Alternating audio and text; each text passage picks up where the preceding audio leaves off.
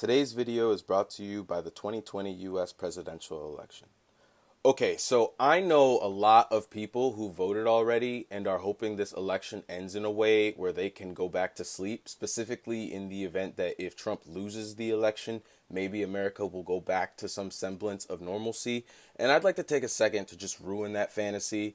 So you're allowed to serve up to 2 terms in the US. They don't have to be consecutive. So even if he loses the election, so long as Trump continues to inhabit this earth, he's going to attempt a comeback. Do you think he's going to lose and then deactivate his Twitter account, stop holding rallies, tell his followers to stop buying MAGA hats? Like, if he loses, it's going to feel like there are 2 presidents where Biden is in the Oval Office and Trump's parallel universe will be the same attention grabbing freak show that it's always been. Like, it's plausible that a defeated Trump will end up doing some time in prison. Like, I don't wish jail on anybody, but the Trump rebrand, after having done a 2-year stint in federal prison on whatever charges Democrats can get him on, he comes out having lost weight, he shaves his head and looks like Woodrow Wilson or whatever. Just imagine if he's been tweeting the whole time and QAnon thinks his tweets contain the code to his location in the facility and then they try to break him out. Listen, things don't just get better if Biden wins, especially if we end up with President Kamala Harris after like 2 months of Biden getting elected. So vote with your heart, but please consider that there's a potential 12 shitty years ahead in the event that Trump loses.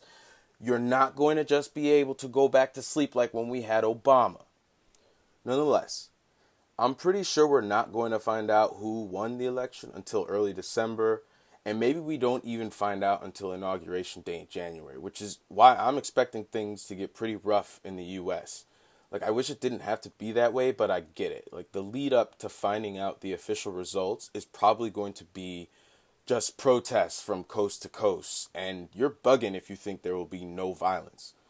Uh, Anyways, in terms of the current election, like without having to poke holes in anybody's fantasy, I think it's likely that Trump wins a second term because, other than the pandemic, not much has changed since 2016. Like, we're still seeing Russiagate, media bias, fanatics wearing MAGA hats, and trigger warnings on the faces of Democrats. And I don't know about you, but I distinctly remember those same factors being the cause of a lot of surprise and shedding of tears on the day Trump was elected. So I'm expecting to see something like that again.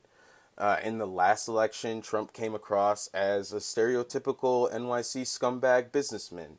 Hillary Clinton came off as a shady, unlikable historical figure. And so they called that election the choice between 2 evils. All of those insane mistakes and strategies that produced his presidency in 2016 have either been repeated or have intensified. This time, not only are emails a big deal again, but we have a choice between 270-something rich whiteys who are accused of rape, institutional racism, blatant corruption, compulsive lying. Like, geez. The only wild card is the addition of the pandemic, which we still have yet to see how people truly feel about who to blame. Like, if Trump loses, it's definitely going to be because of the pandemic. But I don't think people are blaming him like how the media will portray how people think about the president, because if anything, the pandemic has really highlighted how brittle our country's safety net is, which is one of the more prevailing repeat aspects of 2016 that I'm thinking might be enough to pull Trump through. Like, we still have a country of citizens who are not unified along any meaningful common interests. Like, nobody is certain of exactly how poor they are, yet with each passing day, it gets a lot easier to tell whether or not you're rich. Like, people have always been sick and in need of better health care, but again, the Medicare for All guy went MIA at a pivotal moment in his campaign and left us with no concessions from Biden towards a single payer system. And oh yeah, let's not forget that, as usual, the truly wealthy are making sure that they don't ever become so poor that they are considered rich. So, I get it. If the whole country explodes in revolt over the next few weeks or months, it's going to be hard to say you couldn't see it coming. Anyway, sorry for ranting or oversimplifying. I'm just tired of how we, the people, mostly only win in a vicarious sense. Like, I can root for the Lakers and win every argument for them in the barbershop, but it's actually the players who go home with the trophy along with all of the money. Like, I hate that voting is a form of participation that still amounts to mere spectatorship at the end of the day. Like, I got high this weekend and started thinking about this thing called the Electoral College, which is the main deciding factor in who wins the presidency. And I realized that it's such a huge finesse. Like, even calling it that, college, is mighty slick since they hand out POTUS, not diplomas. But I was thinking the other day that I should write myself in, given the circumstances of how blatant the clownery and corruption is at all levels of our government. Like, the president is basically the CEO of the company country, right? The executives of the company are the president's cabinet, the board of directors is the Supreme Court, and then there's human resources. That's Congress. The Electoral College, they're the stockholders. They get to vote on the direction that the company should go in. And the rest of us, we're the janitors.